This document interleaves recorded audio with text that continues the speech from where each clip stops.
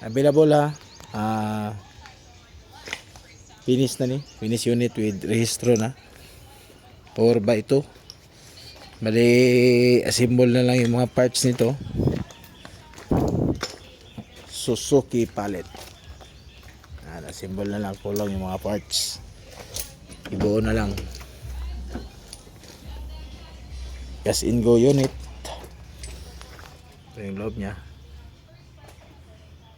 Hinog mo siya doon sa loob. Ganda ang ceiling, makintab, ay malinis. Yan. Malapad yung clearance ng upuan ha. Lapad. Okay. Power window, power mirror. All power. Yan, buo na lang natin itong mga kulang nito. PM lang, nakamags na to.